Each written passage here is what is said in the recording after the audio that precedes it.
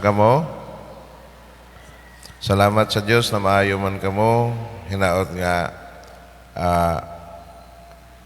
naamo sa maayong pagbati usab nining mga yugto. Maigsoon ko kang Kristo, nindot kayo atong mga pagbasa karon. Kaning unang pagbasa gikan sa sulat ngadto sa Hebreo, naghatag kanato og pamalandong sa misteryo sa pagpakatao sa atong Ginoong Jesucristo. Ang pulong na himong tao o mipuyo uban kanato kay ingana ang dako nga kanang gugma sa Dios kanato mianhi gayud siya aron pakigiusa kanato pinaagi sa iyang bugtong anak. Pero kining pagbasa karon sa sulat ngadto sa Hebreo, saysay kanato ang paagi sa Dios sa pagpangluwas kanato. Miani siya sa kalibutan aron iyang luwason ang mga kaliwat ni Abraham. Dili ang mga anghel. Kaya ang mga anghel, mga balaan, mga linuwas namang daan. Kung dili kita mismo nga katawhan sa Dios, mga magtotoo sa Ginoo o mga anak ni Abraham. Manay iyang tuyo nga kita usab maluwas. Busa miani siya, misinati siya sa atong kinabuhi, atong kahimtang nakigiusa siya kanato aron nga iya kitang maluwas. So kung sa kaniadto wala pa ang Ginoo, makiguban kanato. Pirmi lang tang naghangad ngadto sa Dios kay nagtuo ang mga tao nga ang Ginoo tuara dito sa panganod diri mo naog sa kalibutan. Lisod sa pagdangat sa kaluwasan nga sama nga sa gimuhat sa atong Ginoong Jesucristo. So ang bugtong nga sa Dios na imong tao sama kanato og mipuyo sa atong kinabuhi, misinati siya sa kalisdanan sa tao, sa lisod nga kahimtang sa tao. Og sa iyang pagsinati niini, sa iyang pagbuntog niining kalisod, iya kitang gidala o iya kitang dadon niya ngadto sa kaluwasan. So, pananglitan, siya namatay, apan iyang gibuntog ang kamatayon pinaagi sa iyang pagbanhaw. Busa, kay boss siya unsaon niya kita pagluwas sa talikala sa kamatayon nining kinabuhi no?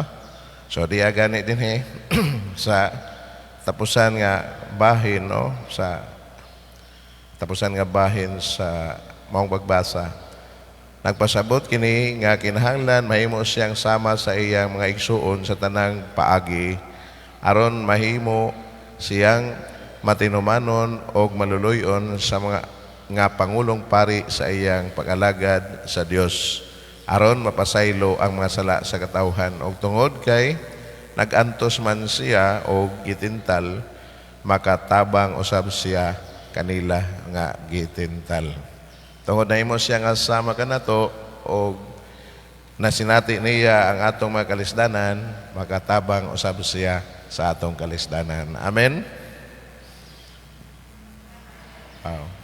Kusgi po ninyo no? Unya ang Salmo 105, ang Ginoo nainumdum sa iyang kasabutan hangtod sa kahangturan.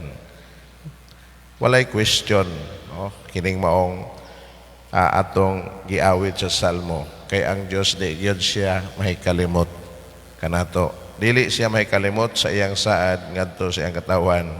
Mao man gani ang pagkahimugso sa iyang bugtong anak mao'y pamatuod sa iyang pagdomdom kanunay no, sa iyang katawan o sa iyang mga saad.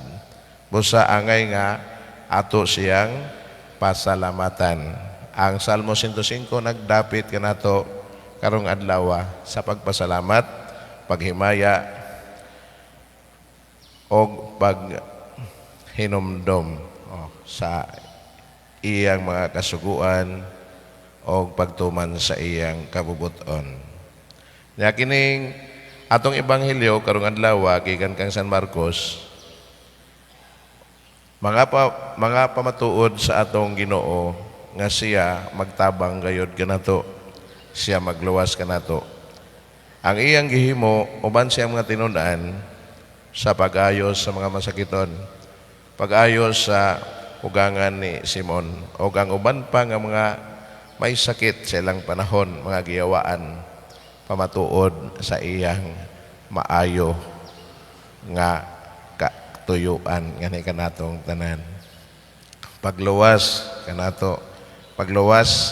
sa kalibutanon natong mga giantos, mga sakit, mga pag-among-among sa yawa, mga pag-among-among sa dautan, iyang giluwas sila o kini pamatuod sa iyang katuyuan sa pagpangluwas natong tanan.